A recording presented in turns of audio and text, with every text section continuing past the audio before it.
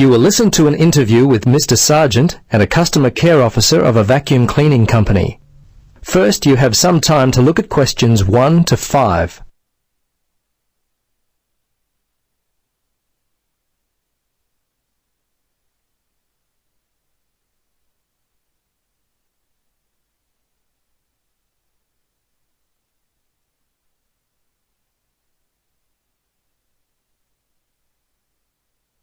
Now, listen carefully and answer questions 1 to 5. Hello. Yes, hello. It's Tom Burlinson calling from Clean It Vacuum Cleaners. Mr. Sargent, is it? Yes.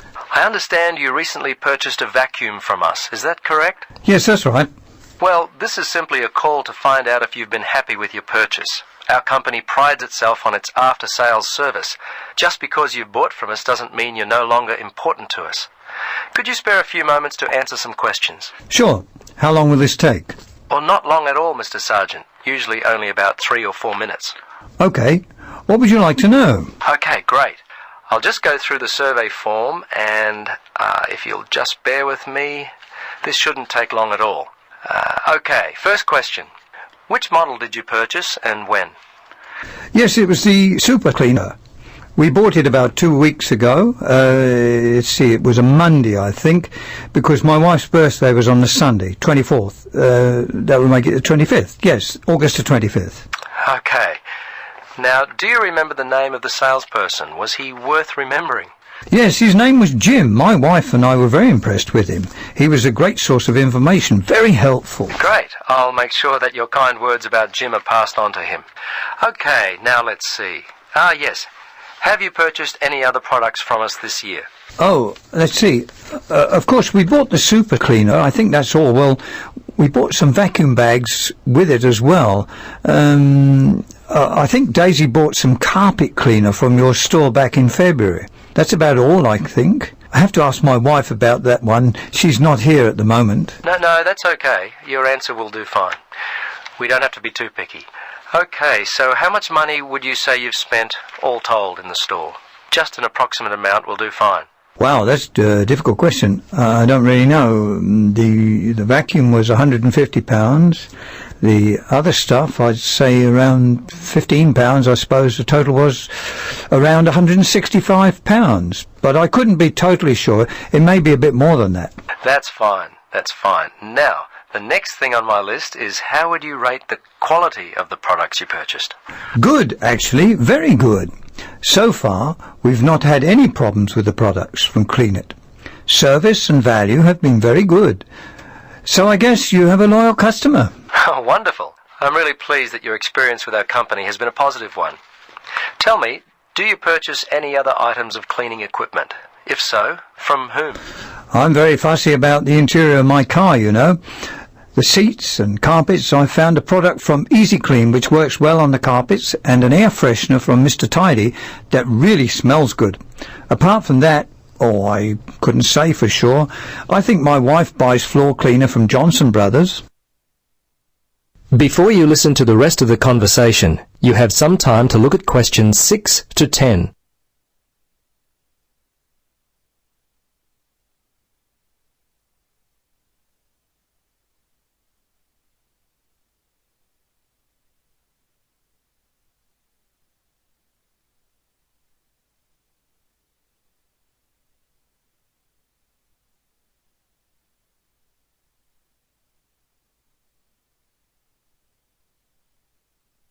Now listen and answer questions 6 to 10. Well, we've just introduced a new line of car fresheners.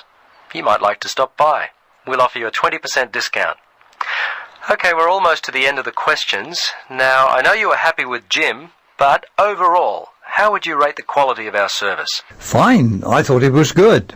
The lady in accounts was a little unfriendly, but overall I would say the service was quite good, actually. Jim made all the difference, and you certainly seem to be a very nice person. Oh, thanks, Mr. Sargent. Please, Tom, call me Terry. Oh, okay, Terry. Very good. Second last question. We're thinking of expanding our trading hours. When are the best times, the most convenient for you to shop? Oh, I'm not a shopper. I mostly leave it all up to my wife. She works full time. Let's see. For me, I guess I'd have to say Sundays between 1 and 3, and I'm not working on Thursdays now, so if I had to, I guess Thursdays between, say, 11 and 12 noon. Okay. Last question, Mr. Sergeant. Terry, do you have any other suggestions for us? Anything at all? Well, come to think of it now, there was one thing. Turn up the air conditioner. I seem to remember sweltering in there, and it was unpleasant and hot. Also, and this is just me, I always like to have some music playing, quietly in the background. It just makes the place seem friendlier, more professional. Well, I'll certainly mention that to management. Well, that's it. Thanks so much for your time, Terry. If there is anything we can do in the future to help you, don't hesitate to call us. Okay, bye now. Yes, bye-bye, and thanks again.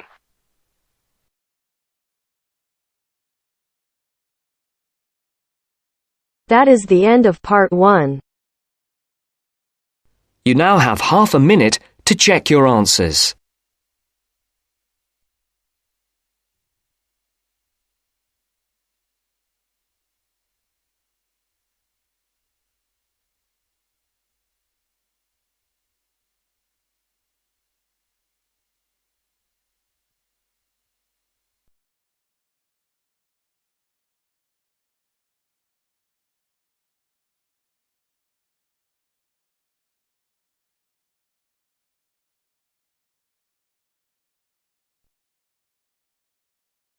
Now turns to part 2. Part 2. You will hear a presenter on a radio phone-in show. The presenter is talking to a woman who was bitten by a poisonous spider. First, you have some time to look at questions 11 to 15.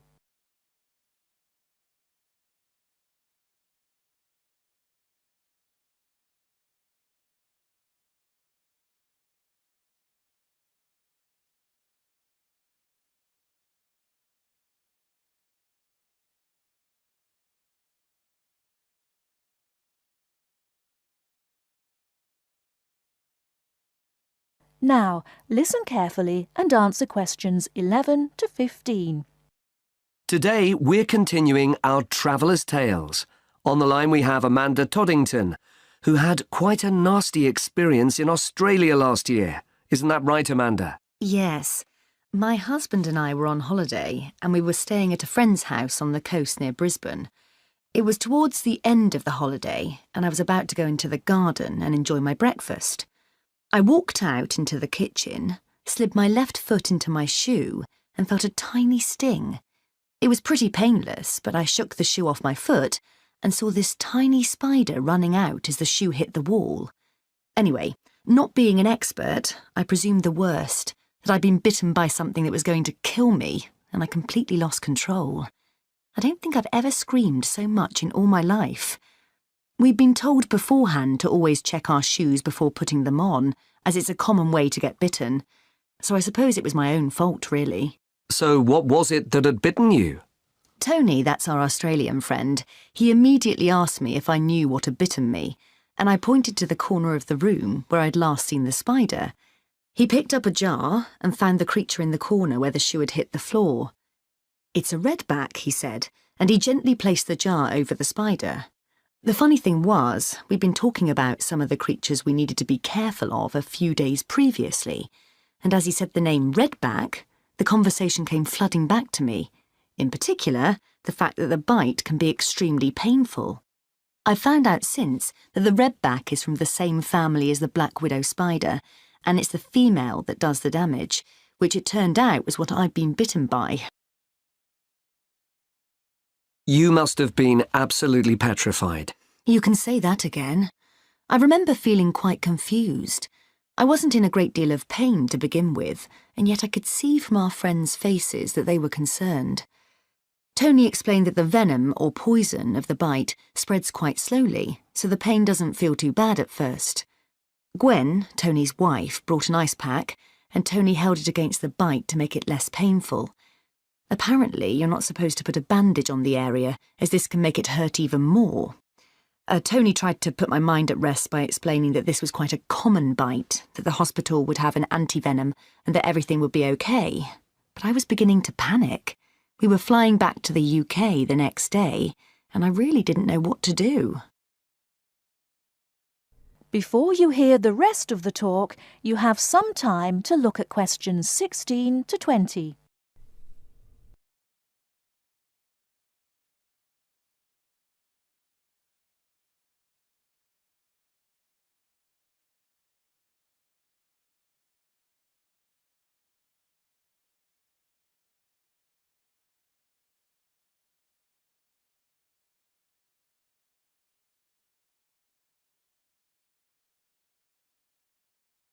Now listen and answer questions 16 to 20. So what did you do? Well, Tony phoned the doctor, who told him to check my symptoms for the next hour or two. As time went on, the pain became very intense, from my foot right up to my knee. My husband was on the internet and was reading out the possible symptoms. I wasn't feeling sick, and I hadn't yet developed a fever, but I had a terrible headache, and my foot was beginning to swell up. At this point, Tony decided to take me to the local hospital to be on the safe side. I really didn't want to go, as I had visions of being kept in for days and all our plans being spoilt. But Tony and my husband insisted. When we got to the hospital, I was relieved to see how casual everyone was when Tony explained I'd been bitten by a redback spider. They told me to take a seat and got on with their work.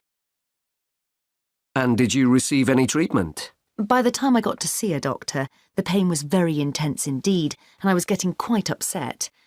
The doctor decided to give me a dose of an antivenom, which he assured me would eventually deal with the problem. Unfortunately, he also explained that it wouldn't have an immediate effect and the symptoms might last for several days. But the story has a happy ending. My husband managed to book us onto another plane 1 week later. And even better news was that the symptoms of the bite finally cleared up after about 24 hours. Within a couple of days, I was back to normal again. So thanks to the spider, we managed to extend our holiday by a week.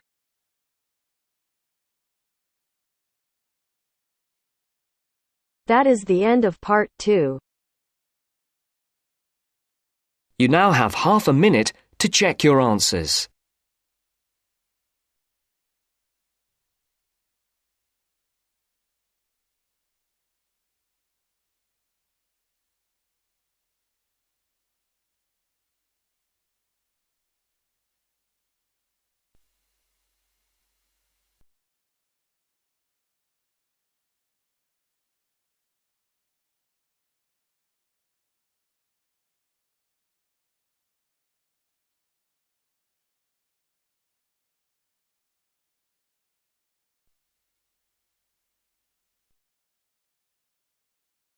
Now turns to part 3. Part 3. You will hear a female and a male student talking about the mock exams that they have just taken. First, you have some time to look at questions 21 to 25.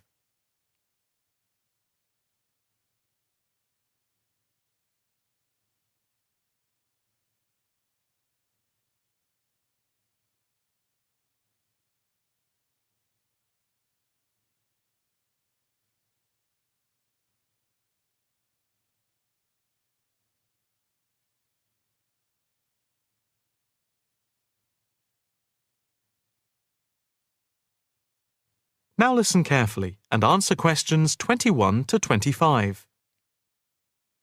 So, what did you think of the practice exams last week? You mean the mock exams? Yeah. I thought some of them were tough. They were certainly hard and generally they were very long. Yeah, they were spread over a whole week, which made it impossible to relax. Exactly. But what did you think of each test? Of the 7 exams we did, the least enjoyable for me were the 2 3-hour essay papers. Why didn't you like the essay papers? I'm not particularly good at writing things down like that in a short space of time. And I don't think it's a good way of testing our theoretical knowledge of medicine. I'm the opposite, I'm afraid. I'm much better in the written essay exams than the other types of tests. But What about the 2 multiple choice exam papers in basic science and anatomy? They weren't too bad. If you didn't know the answer, all you had to do was guess. That's okay, but I never feel comfortable with guessing. And you know that there is research that shows that women are disadvantaged when doing multiple choice questions compared to men. You've mentioned this before, but I'm not sure I believe it. It's true. Multiple choice questions benefit men more than women. They are a male construct. If you say so. It's not if I say so. Anyway, you have to be careful with multiple choice questions because of the negative marking. That can really bring the score down if you keep guessing and get all of the guesses wrong. It's double negative. Yeah, that is a danger. What about the role play? Did you like that? Yeah, with the actors and actresses as simulated patients. Yeah, I thought that was by far the best part of the exam. Why was that? What I liked about it was during the 24 test stations, we had a chance to show what we know about communicating with patients and show our practical medical knowledge, etc. Yes, I think I agree with you there. I enjoyed all of the stations, but I can tell you I was tired at the end. I have done a practice exam with 12 test stations, but not 24. It was exhausting, but also exhilarating. I agree completely. It lasted nearly 4 hours in total with the break. Before you hear the rest of the conversation, you have some time to look at questions 26 to 30.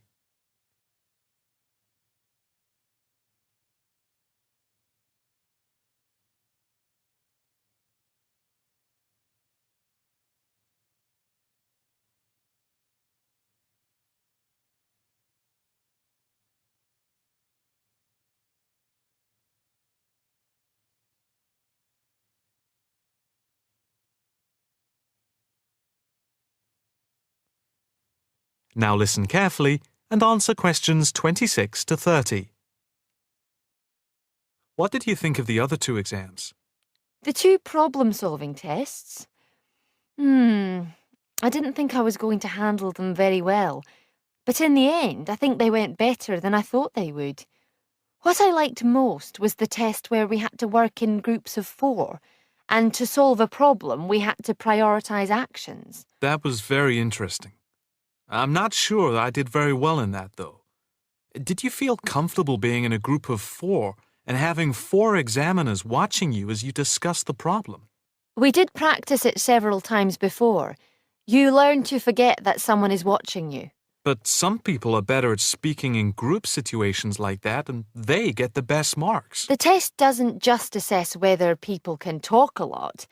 It's about showing you can listen, organise your thoughts, and then show you can be part of a team, allowing other people to speak. Well, we'll have to see how it goes. When do the results of the mocks come out? They said next week, and then it's the finals 2 weeks later. Yeah, we've got that to look forward to. What is the policy on resits? Why? Are you planning to fail? No, but, well, you know what I mean. The resits are held in September, and if there is any problem after that, it goes to appeal. We'll just have to make sure we don't fail any part of the whole examination. I certainly wouldn't want to do any of it again. Me neither. It's hard when you are not allowed to fail any of the exams. I bet they don't have that policy in any other subject. Probably not.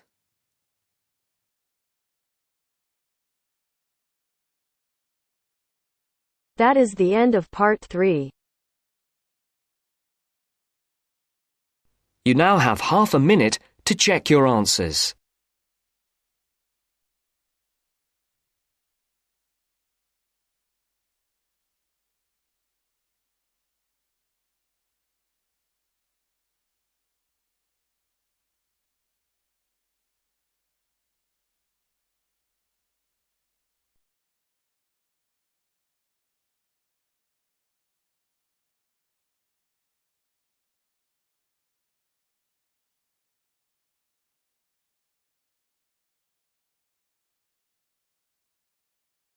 Now turns to part 4. Part 4. Listen to the last part of the lecture. As you listen, Complete the notes below.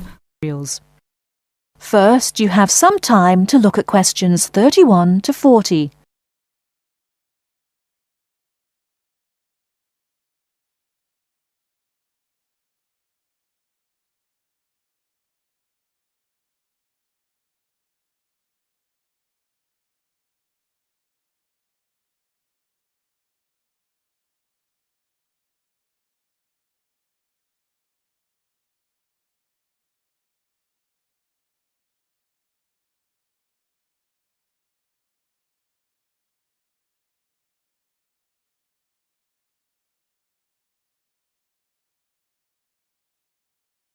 Now listen carefully and answer questions 31 to 40.